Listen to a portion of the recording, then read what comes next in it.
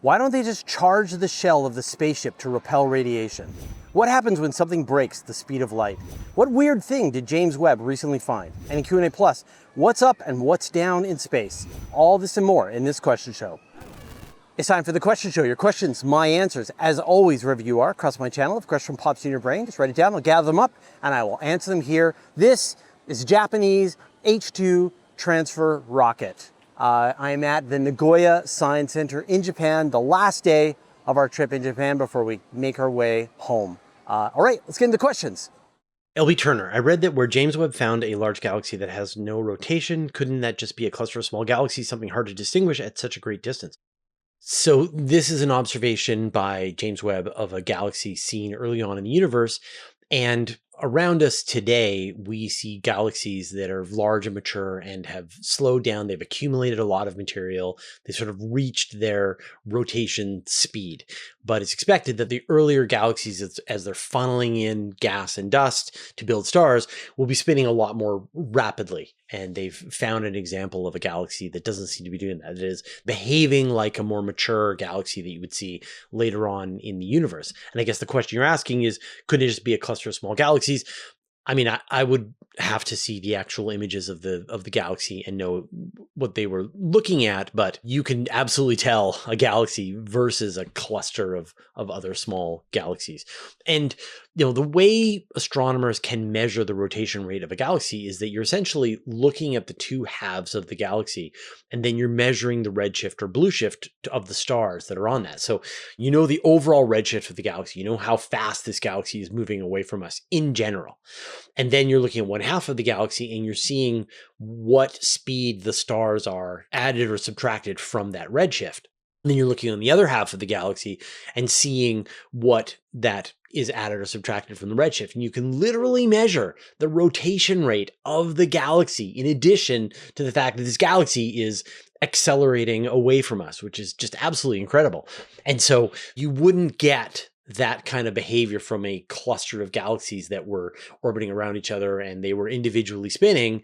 This is the only something you can see from a large galaxy that is rotating. Dougal, how much protection would an electrically charged hull of a spaceship provide? So back to the idea of radiation protection for astronauts. The why don't they just answer that people give is, well, why don't we just put an electromagnetic field around a spacecraft? This is how the Earth is protecting us from the radiation in space. Why don't we just do the same thing? We have power. We can run electricity in this grid around the spaceship, and then we should be able to redirect the cosmic rays so that they don't cause damage. And it theoretically would work. The problem is that the amount of energy that's required, the infrastructure required to generate a magnetic field that is strong enough to deflect cosmic rays would weigh more than just having hull plating, than just having millimeters, centimeters of steel around your spaceship. That in the end, just raw mass is the cheapest and the most mass efficient way to go about it. Now, there have been a ton of it. Like, people have been trying to crack this problem since the 1950s. Like, as soon as they figured out the danger of the Van Allen belts, as soon as they figured out the dangers of cosmic rays, people said, why don't they just use a magnetic field? And there is just, like, if you do a search for an artificial magnetosphere through the literature, you will find papers back into the 60s, 70s, 80s. People have built prototypes.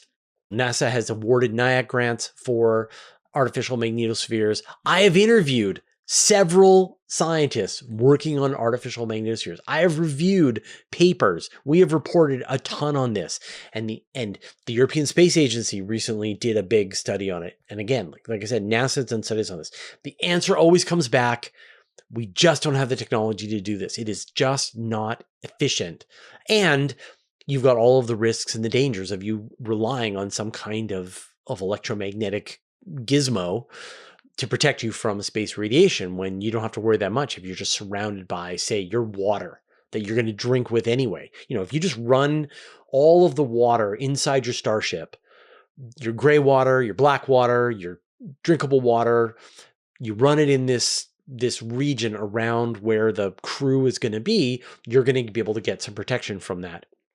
1 meter of water protects you entirely from radiation. So I wouldn't be surprised. So people have thought about, well, could you make a really small magnetic toroid that the crew could sleep inside, and then you would have the amount of time that you spend. You know, because the magnetic field falls under this inverse square law, that the larger the magnetic field that you're trying to generate, the more energy that you have to try and generate. Well, if you can generate a very small magnetic field, maybe one that is just big enough to hold a human being, then maybe you can protect a person from space radiation. But as soon as you come out of your little magnetic field, then you're back to square one and you're not safe from the radiation. So this is a big problem.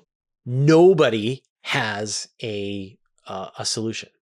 And every idea that you can think of there is a paper that explains why that idea didn't work, unfortunately. And it would be great. And I think, the solution is probably some kind of Aldrin cycler where we build a battleship, right? We build a very big spaceship that has the proper amounts of insulation from space, that you do have a crew component that is surrounded by a sphere of water that's a meter thick, and you're constantly replenishing this water, and you're having to maintain the velocity of your spaceship.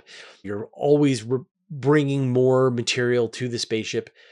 And that's how, it's something that the astronauts can be inside and can be protected from the radiation. And then when you get to Mars, then you enter the atmosphere, you land on the surface of the planet, and then you immediately dig a hole. You do not want to be out there on the surface of Mars. Like I was just watching For All Mankind, and they have these little habitats, these little, I don't know, they look like little hexagonal huts, cabins. Anyone out there for years and years is just going to be bathed in radiation. Like, cancer rates are going to skyrocket. They have greenhouses with corn growing inside. Well, people have done studies and found that, in fact, you can't grow plants in a greenhouse on Mars, that the radiation is going to kill your plants. You've got to build your greenhouse underground, and then you light it with LED lighting, similar to what they have to do in Antarctica, right? So the reality of what it's going to be like to live on Mars is going to be very different than what science fiction has told us, because there are just these immutable laws, all of this radiation out there that we just can't avoid. It's time to shout out all the new $5 patrons and above. Eddie Christensen, Harry Kelly, Rick Miles, Lewis, Maya, Greg Dutra, Yextini, Mike Dicely, Johnny Langren, and Joshua Anderson R. Azevedo. Join the club at patreon.com/universe today. Kagmar, can you describe the optical sonic boom when a particle moves through matter at the speed of light? So are you talking about Cherenkov radiation? Is that the thing that you're talking about? So a thing that happens is that, we have cosmic rays that are moving at almost the speed of light. And when they hit the atmosphere, they crash into the atmosphere and they generate radiation. And the radiation is moving through a medium. In this case, it's moving through the atmosphere. And that the particle is now going faster than the radiation can, and you get this blue glow.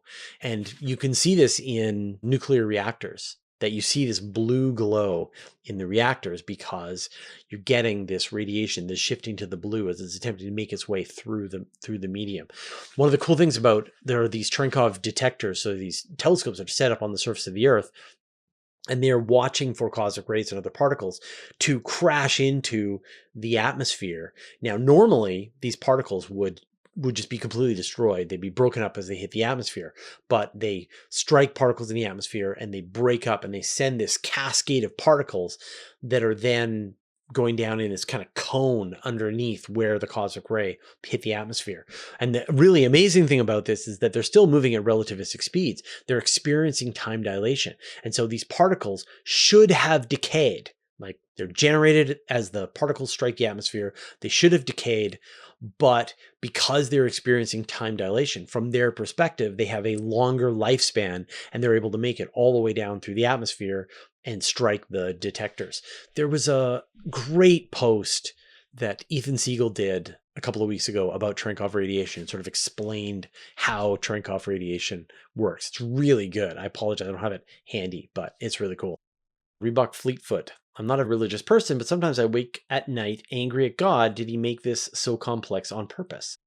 Well, if you're not a religious person, then there is no God, and that the universe is not complex on purpose. The universe is just complex.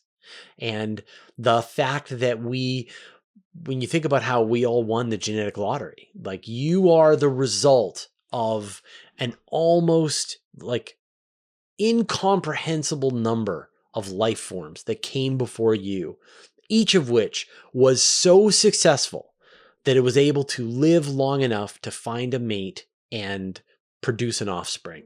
And then that offspring found a mate and produced an offspring. And that mate found a mate and produced an offspring. You are the result of an incalculable number of winners, of fighters, of people who go out there and take on that world and they pluck what they want. They make their own destiny.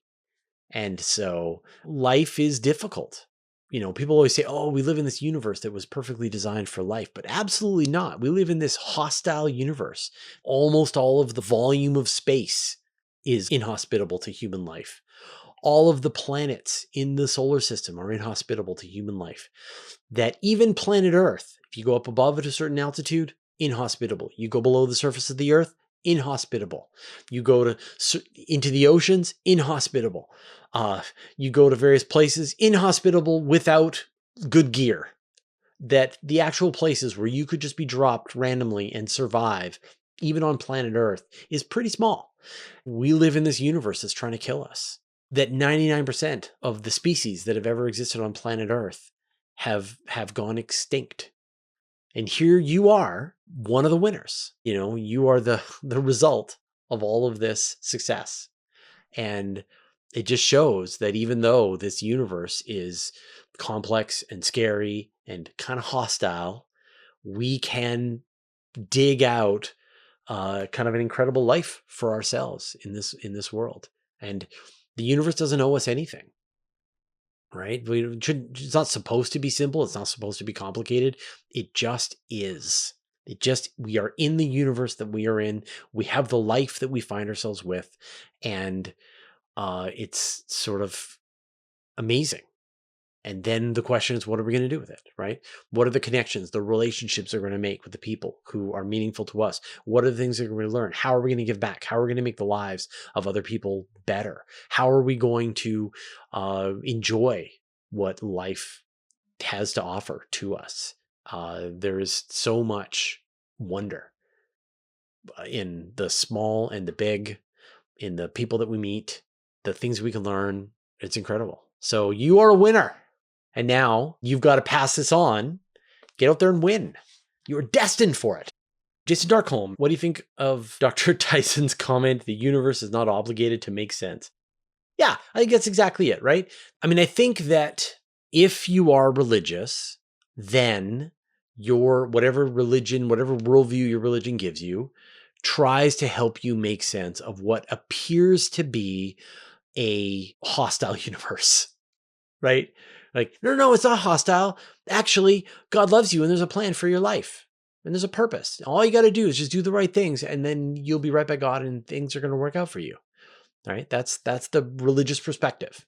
You know, whatever. Zeus is good. You're right by Zeus. Zeus loves you. You'll live on in the afterlife and you'll go to Valhalla. I know I'm mixing my mythologies, but the universe is.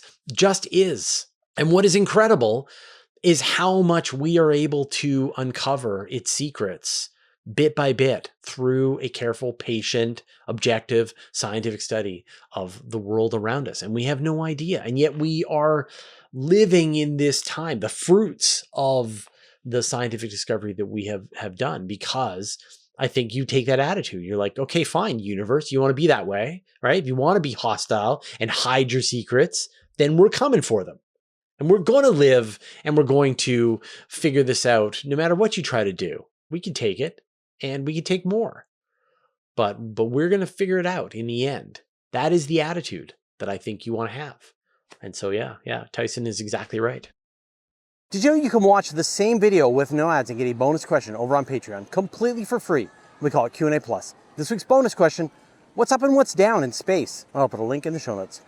All right, those are all the questions that we had this week. Thank everyone who joined me for the live show. Everybody put your questions into the YouTube comments. By the time you're watching this, I will be back in Canada. Thank you, Japan, for hosting me and giving us incredible sights, amazing food. I really appreciate it, and I know I will be coming back probably sooner than later. Now I'm going to talk about why we do human spaceflight. But first, I'd like to thank our patrons. Thanks to Abe Kingston, Andrea Pedretti, Brian Bodie, Caradon, Chuck Hawkins, Commander Bielek, Dark Finger, David Giltonet, David Matz, and Thrall Reading and Math for Toddlers, Eric Lindstrom, Evan.Pro, James Clark, Jeremy Madden, Jim Burke, Jordan Young, Josh Schultz, Marcel Sitz, Michael Purcell, Nordspace, OneStepForAnimals.org. Please follow my nephew at vbrick6994, Rain Kaidu, Richard Williams, Sean Sargent, Stephen Filer Munley, Team 49, Telescopes Canada, Vlad Sheplin, Wolfgang Klotz, and Zeldaborg Galactic Defender, who support us at the Master of the Universe level. And all our patrons, all your support means the universe to us. So this comment came from Seattle Pioneer. Human spaceflight is about ego and vanity. Space exploration is done far more efficiently with robots. So I agree with you that if you want to do science, there is no reason to send humans to space.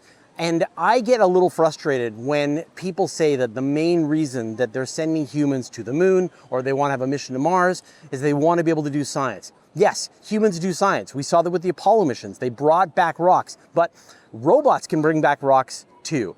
It is really about whether you're there to do science, that's when you send the robots, or whether you're there to send humans. Because that's what human exploration is, that the challenge of us sending humans off planet to another world, that is worth doing, and that is worth doing with humans. And that is why we do it. And you don't need a justification. Why do you climb a mountain? Because it's there. Why do you go traveling in Japan? Because it's here, because you want to experience it. And we want humans to experience traveling to other worlds. And yes, it's expensive, and yes, there is some ego involved to say this is a thing that humanity can do. This is the best of us. In the classic words of JFK, we do it because it's hard, because it brings out the best in humanity. And this is why human space exploration will always be important. And as long as we don't try to tangle up the reasons and just be like, we explore because we can, then it's worth doing. All right. Thanks everyone, and we'll see you next week.